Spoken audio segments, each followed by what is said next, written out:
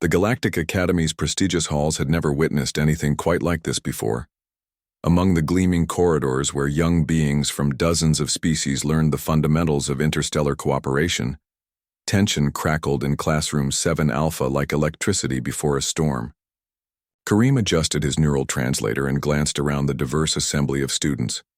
Towering Kitharan younglings with their crystalline skin caught the artificial sunlight streaming through the viewport. Diminutive Zephyrian cubs chittered softly among themselves, their fur rippling with nervous energy. The graceful Etherian saplings swayed gently, their bioluminescent patterns pulsing in calming blues and greens. And then there was Seelan. The human girl sat 2 rows ahead of him, her dark hair pulled back in a practical ponytail, taking meticulous notes as Instructor Vexthala explained the principles of peaceful conflict resolution. Her presence in the Academy had been controversial from the start. Humans were still considered a developing species by most galactic standards, barely having achieved faster-than-light travel a century ago. But it wasn't Seelan who drew the hostile attention that day. It was Kareem himself. "The primitive species should observe in silence," growled Zaroth, a young draconian whose scales gleamed with aggressive crimson hues. His species had ruled vast star systems for millennia before humans had even discovered fire. This lesson is beyond their comprehension. Several students shifted uncomfortably. The Draconians were known for their pride and territorial nature, but open hostility in an academy classroom was unprecedented. Instructor Vexthala, a wise old centaurian with silver-flecked skin, raised one of her forearms for silence. "Student, Zaroth, all beings admitted to this academy have earned their place through merit," she said diplomatically, though her secondary eyes flickered with disapproval. The draconian cub's nostrils flared, sulphurous smoke curling from his snout. "Merit? These mammals barely qualify as sentient." My clutch sibling was denied admission so this pet could take his place. The word pet hit the classroom like a physical blow. Even species known for their pacifism bristled at the insult. But Kareem remained perfectly still, his dark eyes fixed on the draconian. He'd heard worse during his journey to the academy. Much worse. "That's quite enough, Zaroth," Instructor Vexthala said firmly. "Return to your studies immediately." But the young draconian was beyond reason now, puffed up with ancestral pride and adolescent fury. He rose from his specialized seating pod, his considerable bulk casting a shadow over nearby students. "I will not share air with these upstart apes. They should be in cages, not classrooms." The growl that erupted from his throat was no longer the petulant whining of a student.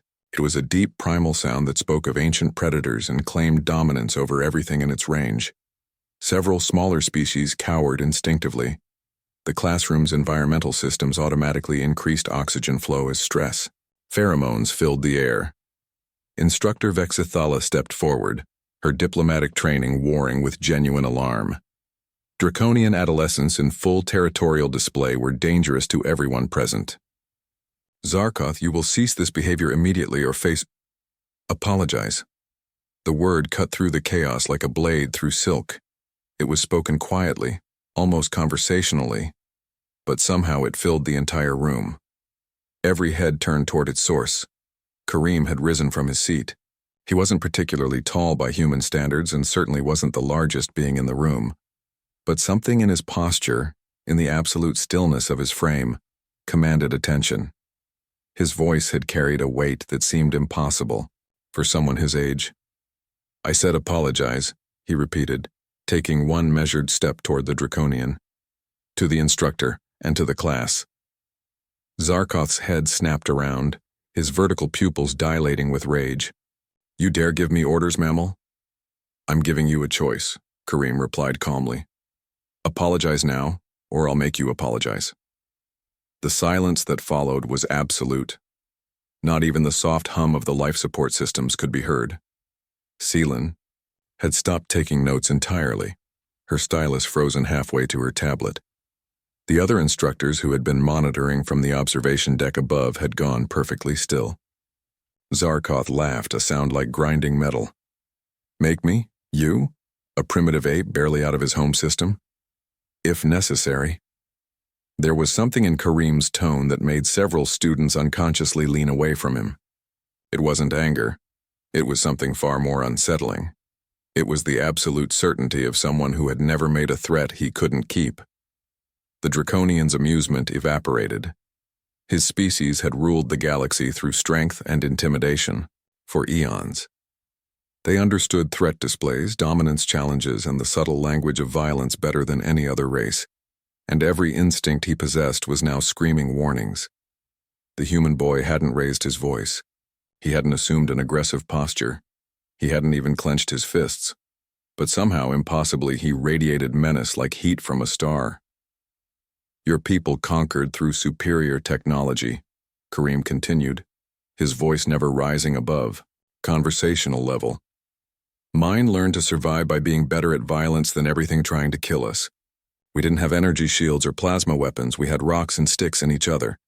Do you really want to find out which approach produced better results?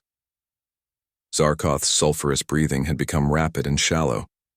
Somewhere in his genetic memory, ancient warnings were firing. His ancestors might have ruled the stars, but they had never faced anything quite like this small, quiet predator that stood before him.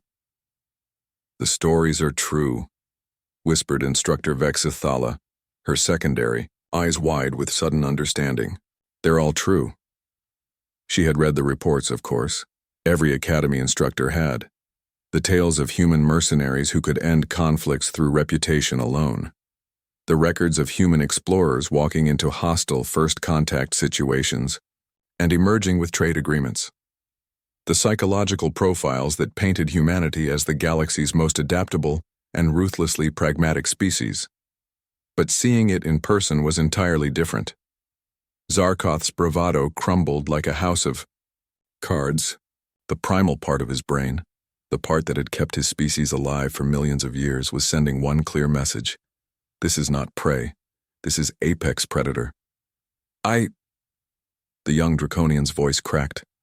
I apologize to Instructor Vexithala, and to the class. The words came out in a rush, barely above a whisper. Kareem nodded once and returned to his seat as if nothing had happened. Thank you, Instructor. Please continue with the lesson. As Vexithala attempted to resume her lecture on peaceful conflict resolution, Seelan caught Kareem's eye and mouthed a single word. How? Kareem's response was barely a whisper, but she heard it clearly. Sometimes the best way to keep the peace is to be really, really good at war. From that day forward, the human students at the Galactic Academy were treated with a new kind of respect. Not the grudging acknowledgement given to useful primitives, but the careful courtesy extended to sleeping dragons. And in the faculty lounge, Instructor Vexithala updated her species assessment files with a single note. Recommendation: humanity's application for full Galactic Council membership should be expedited immediately.